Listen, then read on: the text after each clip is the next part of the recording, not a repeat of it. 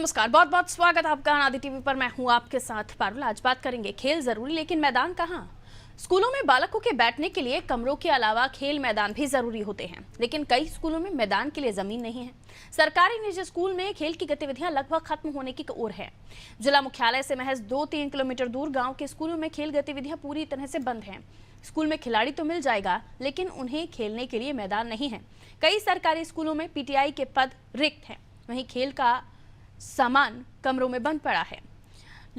बालकों ने जो बच्चे हैं, स्टूडेंट्स हैं, उन्होंने बताया कि निजी स्कूलों में प्रवेश देते समय संचालकों द्वारा उनसे मोटी फीस वसूल की जाती है। खेल मैदान, स्विमिंग पूल, कंप्यूटर लैब की बात कहकर और संचालकों से मांग की जाने के बाद भी सुविधा उपलब्ध नहीं कराई जाती है। स्कूल मैदान विहीन क्यों है, आज इसी पर हम चर्चा करने वाले हैं।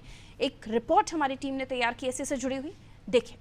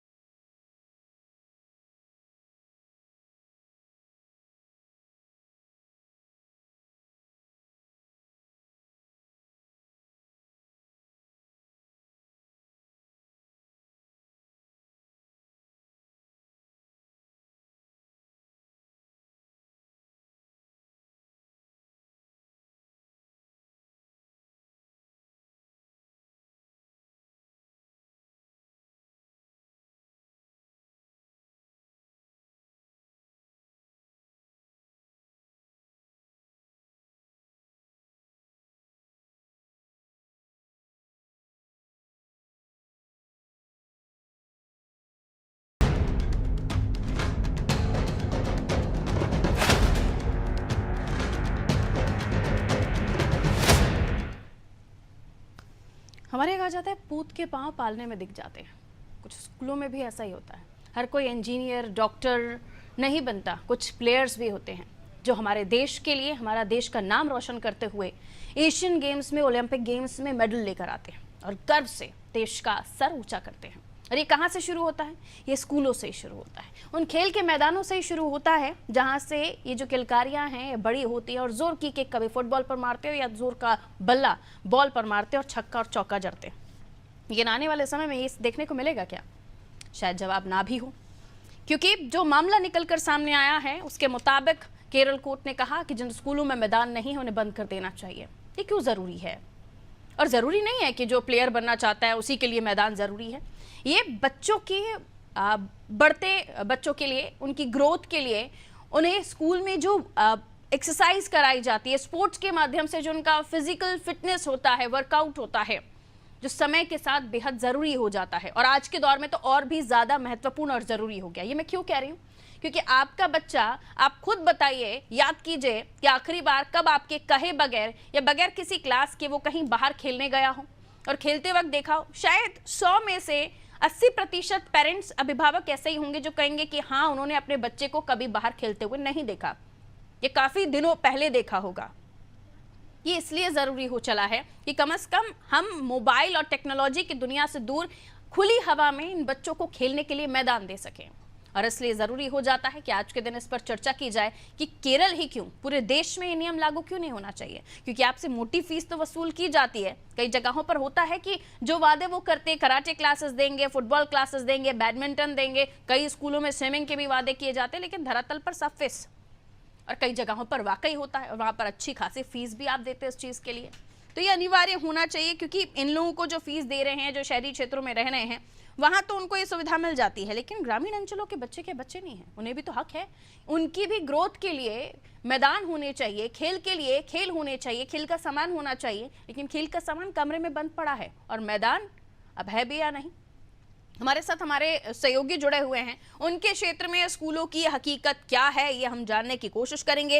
राजधानी भोपाल लिए चले आपको तो दुर्गेश हमारे साथ जुड़े, हमारे सहयोगी योगेश इंदौर से हमारे साथ जुड़े हुए, सोमनाथ जबलपुर से हमारे साथ जुड़े हुए, और बाकी मेहमान भी हमारे साथ जुड़ेंगे। जिम ट्रेनर है विभू शुक्ला जी, बहुत स्वागत। डॉक्टर पवन राठी साहब मनोचिकित्सक है, हमारे साथ जुड़े हुए, आपका भी स्वागत। सबसे पहले मैं मेरे सहयोगियों के पास जाऊंगी ताकि और भी डिटेल में हम समझ सके कि और जो स्कूल हैं उन शहरों में, वहाँ स्कूलों के क्या हैं हाल।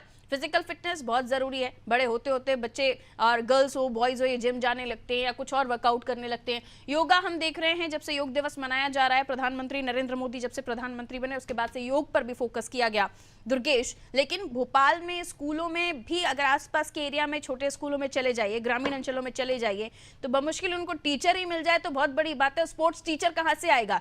तो केरल कोर्ट का ये जो आदेश है ये वाकई सराहनीय है, लेकिन बाकी राज्यों में भी इसका पालन होना चाहिए, इस पर भी जिक्र है। दुर्गेश, देखिए पारुल, सरकार एक तरफ जहां खेलो इंडिया यूथ्स का आयोजन कर रही है, मध्य प्रदेश भी उसी कड़ी में खेलो यूथ्स जो आयोजन है वो कराती है।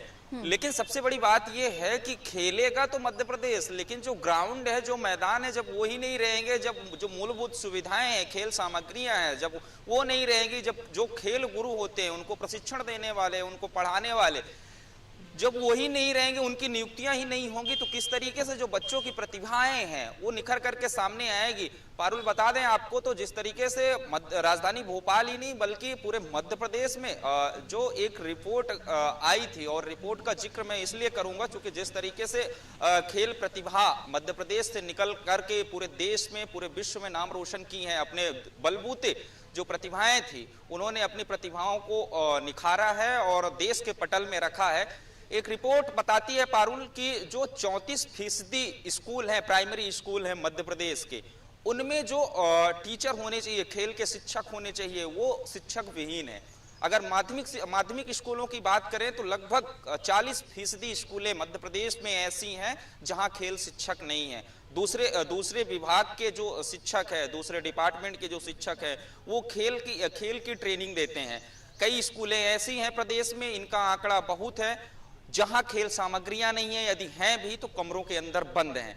लेकिन पारुल, सबसे बड़ी बात यह है कि जिस तरीके से मध्य प्रदेश सरकार ने 2018 में भी एक आदेश निकाला था निजी स्कूलों को लेकर के कि जिन स्कूलों में खेल मैदान नहीं होंगे, खेल सामग्रियां नहीं होंगी, उचित जो शारीरिक गतिविधियों के लिए, बच्चों की शारीरिक गतिविधियों के विकास के लिए जो उचित खेल मैदान होते हैं, उचित सामग्रियां होती हैं, अगर उनका पालन नहीं किया जाएगा तो उन निजी विद्यालयों को मान्यता नहीं दी जाएगी। लेकिन ये आदेश केवल कागजों तक ही सिमट करके रह गया, उसका धरातल पर कोई असर नहीं हुआ। जमीनी प्रशासनिक अमला जो है वो आंख बंद करके बैठा है और प्रदेश की जो प्रतिभाएं हैं उन पर कहीं ना कहीं अंकुश लगाने का प्रयास किया जा रहा है। हम राजधानी भोपाल की बात करें तो शहरी क्षेत्रों को छोड़ दें यदि, तो जो ग्रामीण अंचलों की जो विद्यालय हैं, चाहे प्राथमिक विद्यालय हो, चाहे माध्यमिक विद्यालय हो, चाहे उच्च शिक्षा संस्थान हो, उनके पास जमीन ही नहीं है, पर्याप्त बिल्डिंग नहीं है, भवन नहीं है, किराए के कमरे में लेकर के स्कूल संचालित कर रहे हैं। खेल मैदान की बात तो बहुत दूर की बात हो जाती है पारुल। ऐसे में जो शिक्षा विभाग के जिम्मेदार अधिकारी हैं, कहीं ना कहीं जो उनकी कार्यशैली है, जो उनकी कार्य प्रणाली है, वो सवालों के निशाने पर आती हैं। और कहीं ना कहीं सवाल पैदा होता है कि आखिर जिन पर ये जिम्मेदारी दी गई है वो सो क्यों रहे हैं? क्या उन्हें नहीं लगता स्कूलों कि को जो मान्यता बच्चे कैसे मिल जैसा जाती आपने है, कहा ये कि कूद अपने के आप में पांव बड़ा पालने में सवाल दिख है जाते हैं। और इसलिए भी चर्चा करना जरूरी हो जाता है, क्योंकि बात खेल मैदान की या किसी स्कूल के पास क्या है उसकी नहीं है। इससे प्रभावित हमारा देश का भविष्य हो रहा है, हमारे देश के वो बच्चे हो रहे हैं जो आके जाके सचिन तेंदुलकर या फिर और भी कई खिलाड़ी हमारे ऐसे हैं जिन्होंने नाम कमाया है, वो बन सकते हैं। और उसके अलावा उनकी फिजिकल फिटनेस, उनकी ब्रेन ग्रोथ, बहुत सारी चीज़ें जुड़ती हैं इन सब चीज़ों से। लौट रहे इंदौर जा रहे हैं हम, इंदौर में हमारे सहयोगी योगेश हमारे साथ बने हुए हैं। योगेश, आपका क्या कहना है इस पूरे मामले को लेकर? बड़े बड़े स्कूल हैं, बड़े बड़े नाम हैं, लेकिन बड़े बड़े स्कूलों में बड़ी बड़ी मोटी मोटी रकम भी देनी पड़ती है। बाकी जगहों पर जहाँ छोटे स्कूल हैं, कई ग्रामीण अंचलों में जो आपके इंदौर के आसपास लगे हुए हैं, वहाँ के स्कूलों में देखिए तो ऐसे स्कूलों को भी मान्यता मिल जाती है जिनके पास पूरी पर्याप्त व्यवस्थाएं नहीं होती, बच्चों को देने के लिए पर्याप्त मेंटेनेंस नहीं होता उनके पास। देखिए पारुल, ये आज का जो हमारा विषय ये जरूर उन बच्चों के लिए, उन अभिभावकों के लिए एक प्रेरणा स्रोत होगा, क्योंकि अब हम जागरूक कर रहे हैं आम जनता को, ताकि वो स्कूलों में पता करे कि क्या बच्चों के सर्वांगीण विकास के लिए, उनकी फिजिकल ट्रेनिंग के लिए वो पर्याप्त मैदान है। हम इंदौर की बात करते हैं, इंदौर जिले में लगभग 3000 स्कूल हैं, जिसमें से 1100 स्कूल जो है सरकारी और 1900 स्कूल जो है वो निजी है। अब हम अगर बात करें तो लगभग 30% स्कूल ऐसे हैं जिनके पास खेल मैदान ही नहीं है। इसमें सबसे बड़ा घालमेल कैसे होता है, जब स्कूल की मान्यता ली जाती है तो दिखाया जाता है कोई और मैदान, कोई और स्थान दिखाया जाता है, तो स्कूल संचालित कहीं और होता है। इंदौर में कई ऐसे क्षेत्र हैं। विधानसभा 2 की बात करें तो विधानसभा 2 के नेहरू नगर क्षेत्र में अगर हम घूमे और अगर देखें, और अगर डीई और शिक्षा विभाग अगर देखे, तो गलियों में स्कूल संचालित हो रहे हैं। स्कूल सिर्फ प्राइमरी तक सीमित नहीं है, वो स्कूल हाई स्कूल तक जाती है। यानी कि एक ही गली में आप देखिए एक स्कूल है, उसके बाजू में दूसरा स्कूल है, उसके बाजू में दूसरा स्कूल, यानी कि लगातार स्कूलों की संख्या है और स्कूल सिर्फ एक बिल्डिंग में संचालित हो रहे हैं। खेल मैदान की बात तो दूर की बात है, बच्चे अगर साइकिल से आते हैं या बच्चे कोई ऐसे साधन से आते तो उनके साइकिलों की खड़ी रहने की जगह या कोई पार्किंग के लिए कोई बेंच छोड़ने आते तो उनकी पार्किंग की व्यवस्था नहीं थी, गलियों में निकलने की रास्ता नहीं होता। यानी कि कई ऐसे स्कूल है जहां पर खेल मैदान तो दूर की बात है, वहां पर गलियों में निकलने का रास्ता नहीं होता है। और ये सिर्फ शिक्षा विभाग के जानकारी में नहीं हो, ऐसा नहीं हो सकता है। हम कुछ आंकड़े आपको दिखाते हैं, अगर हम उन आंकड़ों पर नजर हम आंकड़ों पर नजर डालें तो मैं आपको छोटा सा उदाहरण दे रहा हूँ कि पिछले वर्ष हरियाणा के स्कूल के मामले में सुप्रीम कोर्ट ने भी एक आदेश निकाला, जिसमें कहा गया था कि उन स्कूलों की मान्यता रद्द की जाए जिन स्कूलों में मैदान नहीं है, जिन स्कूलों में फिजिकल ट्रेनिंग। पहले होता था कि 8वां पीरियड जो होता था वो होता था कि 8वें पीरियड की जैसे ही बेल बजती थी, स्कूलों के बच्चे जो खेल मैदान में दौड़ पड़ते थे। लेकिन अब 8वें पीरियड के बाद में खेल मैदान तो दूर की बात है, 8वें पीरियड के बाद बच्चों को बाहर खड़े होने तक की जगह नहीं मिलती, खेल मैदान तो बहुत दूर की बात है। तो बहुत जरूरी है कि शिक्षा विभाग, मध्य प्रदेश सरकार कंपलसरी होना चाहिए, लेकिन उसके बावजूद भी बहुत कुछ सारे नियम हैं और उसके बावजूद भी उन नियमों का पालन नहीं होता, लेकिन स्कूल धड़ल्ले से संचालित हो रहे होते हैं। जैसे आपने बताया कि धोखा भी हो जाता है अभिभावकों के साथ, दिखा कुछ और दिया जाता है, स्कूल कहीं और संचालित होता है। मैं लौट रही हूँ, जबलपुर में जा रही हूँ, सोमनाथ हमारे साथ जुड़े हुए। सोमनाथ, जबलपुर के ऐसे कौन से स्कूल हैं जहाँ पर इस तरह की चीजें आप देख रहे हैं शॉर्ट में? जी, जबलपुर की बात की जाए तो जबलपुर में ऐसे कई स्कूल हैं जहां पर इस तरह की व्यवस्थाएं नहीं है। स्कूल में ज्यादातर देखा जा रहा है तो बिल्डिंग निर्माण कर ली जाती है, लेकिन खेल के मैदान नहीं है। ऐसे कई स्कूल देखे जा रहे हैं, चाहे प्राइवेट स्कूल की बात की जाए या शासकीय स्कूल भी। शासकीय स्कूल में भी अभी जैसे सीएम राइज स्कूल बना दिए गए, उनके नाम तो बदल दिए गए, लेकिन स्कूल में मैदान की व्यवस्थाएं प्रॉपर रूप से नहीं है।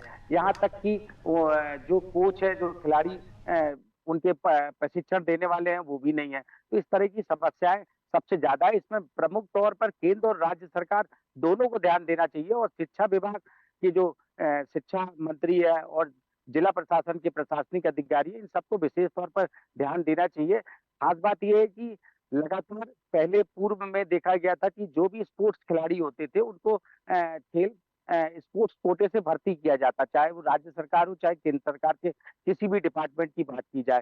सिर्फ अभी देखा जा रहा है कि रेलवे विभाग एक ऐसा है जहाँ स्पोर्ट्स कोटे से भर्ती की जाती है।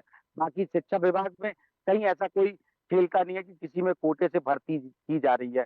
तो सबसे बड़ी बात ये है कि खिलाड़ी जो स्पोर्ट्स वाले जो खिलाड़ी है, जो खेल चुके हैं, उनको नौकरी नहीं मिल रही है। और अगर राज्य सरकार या केंद्र सरकार उनको क्या यह सुविधा प्रभाव दे दे, पड़ता है तो अगर बच्चों को मैदानों से, खेलों से दूर रखा जाए तो, और ये कंपलसरी है उसके बावजूद भी इसका पालन नहीं होता, तो सेहत पे, मानसिक सेहत पे क्या प्रभाव पड़ता है? अब हमारे साथ विशेषज्ञ जुड़े हुए हैं, उनसे हम जानकारी लेने के बाद दोबारा आपके पास आएंगे। सोमनाथ, हमारे साथ डॉक्टर साहब जुड़े हुए हैं। पवन जी, क्या बताएंगे आप, खेलकूद से कितना प्रभाव मस्तिष्क पर पड़ता है, ब्रेन ग्रोथ पर पड़ता है? और उसके अलावा अब जो कि हम देख रहे हैं कि मोबाइल और लैपटॉप और टैबलेट में बच्चों की दुनिया सिमटती, उनके खेल सिमटते हुए चले जा रहे हैं, ये कितना प्रभावित कर रहा है बच्चों की ग्रोथ को, उनके ब्रेन को, या जो चीजें हम डेवलप करने की बात करते हैं, ब्रेन डेवलपमेंट को कितना प्रभावित करता है सर?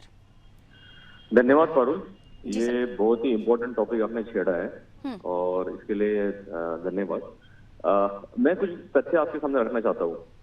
जब हम लोग एमबीबीएस करते थे तो हमारे लिए सिर्फ पढ़ाई पढ़ाई पढ़ाई होती थी, लेकिन जो नया करिकुलम एमबीबीएस का आया है 2 साल पहले, अब उन्होंने कंपलसरी कर दिया है कि आखिरी के 1.5 घंटा आपको खेलने के लिए मैदान में जाना कंपलसरी है। अब आप समझिएगा कि हमारे जमाने में स्कूलों में खेलना कंपलसरी था, लेकिन मेडिकल में नहीं था। लेकिन खेलने का इंपॉर्टेंस क्या है ये आज सबको पता है, इसलिए मेडिकल करिकुलम में भी ये लाया गया है कि नहीं, फर्स्ट ईयर स्टूडेंट को खेलना कंपलसरी है और 3 के बाद आपको ग्राउंड में दिखना कंपलसरी हो गया है। पिछले कोविड के बाद से ही अगर देखा जाए तो बच्चों में एडीएचडी, जो अटेंशन डेफिसिट हाइपरएक्टिव डिसऑर्डर होता है, autism, social anxiety, school phobia, anxiety, depression, insomnia, इसकी बाढ़ आ रखी है काफी हद तक के, मतलब तकरीबन 20 से 25% केसेस राइज हुई है कोविड के बाद, क्योंकि उस दरमियान हर एक बच्चा घर के अंदर ही था बंद, और वो जो घर के अंदर बंद था और उसके गैजेट की जो आदत लग चुकी है उसको, मोबाइल की, लैपटॉप की, आईपैड की, तो उसके वजह से ही ये सारी साइकेट्रिक, साइकोलॉजिकल बीमारियां, बिहेवियर इश्यूज शुरू हो गए। और अगर हम ये कम करना चाहते हैं आने वाले समय में, तो डेफिनेटली हमको इन गैजेट से निकल के खेलकूद पे फोकस करना पड़ेगा। अब मैं इस बार में क्यों बोल रहा हूँ, खेलकूद कैसे मदद करती है मेंटल हेल्थ पे जी। आपके 30 मिनट्स के एक्सरसाइज करने पे बॉडी में एंडोर्फिन रिलीज होते हैं। ये एंडोर्फिन जो है ये हैप्पी हार्मोन्स है, एक तरह का रिलैक्सेशन का काम करता है। बहुत सारे न्यूरोट्रांसमीटर जैसे सीरोटोनिन ये रिलीज होते हैं। ये न्यूरोट्रांसमीटर आपके एंजाइटी और डिप्रेशन को कम करने के लिए काम करता है। आप जब खेलते हो तो आपको सोशलाइजेशन शुरू हो जाता है, आप टीम वर्क में काम करते हो, आप लोगों के बीच में रहते हो, और कहीं ना कहीं यही एक कारण है जो पिछले काफी समय से ऑटिज्म बढ़ गया है। जब आपका परिवार में ज्यादा लोग नहीं है, आप अकेले रहते हो, आप इंडिया के बाहर रह रहे हो, आप खेलने के लिए बाहर नहीं निकल रहे हो, तो ऑटिज्म जैसी चीजें या बीमारियां बढ़ गई है। एक खेलने से एक आपको एक अलग सा आत्मसम्मान होता है, आपकी सेल्फ एस्टीम जागरूक होती है। इसके अलावा फिजिकल हेल्थ इंप्रूव होती है। ओबेसिटी जो आज के बच्चों में सबसे ज्यादा रीजन है अनेक बीमारियों के लिए, वो कम होने में मदद मिलती है। और जैसे ही आपकी फिजिकल हेल्थ इंप्रूव होती है, मेंटल हेल्थ अपने आप ही ठीक होती है। शरीर को थकाने से आपको एक अच्छी नींद आती है। अदरवाइज ऑलमोस्ट आज की तारीख में एडोलेसेंट एज ग्रुप के अंदर 5 से 10% बच्चे नींद या नींद संबंधित प्रॉब्लम से जूझ रहे हैं। तो रेगुलर 30 मिनट के खेलने से आपके मेंटल हेल्थ और फिजिकल हेल्थ दोनों में फायदा होता है। बिल्कुल। विभू शुक्ला जी जिम ट्रेनर हैं, हमारे साथ जुड़े हुए हैं। विभू शुक्ला जी, कितना मानते हैं आप, एक तो जिम जाना तो वही समझ में आ जाता है कि आप एक मैच्योर पर्सन हैं, उसके बाद आप जिम जाते हैं, आपको बॉडी बनानी है, आपको चलिए वेट लॉस करना है, फिट, लेकिन छोटे बच्चों का स्कूल में फिटनेस के प्रति जागरूक होना या उनका खेल मैदान के प्रति रुझान आगे देखा जाना, ये कितना जरूरी हो चुका है? आप क्या इस पर अपनी राय रखेंगे? Thank you ma'am. इसमें मेरी ये राय रहेगी कि मैं खुद एक जूडो का नेशनल प्लेयर रहा हूँ, मेडलिस्ट प्लेयर रहा हूँ। उसके बाद मैं एज अ जिम ट्रेनर लगा था किसी की जिम में, तो मैं जो भी बच्चे आते हैं उनको पहले तो मैं किसी पूछता हूँ कि आपको स्पोर्ट्स में कोई रुचि है किसी चीज में, क्योंकि बॉडी बिल्डिंग भी एक तरीके का स्पोर्ट्स ही है, इसमें भी पैशन चाहिए, सब चीज चाहिए।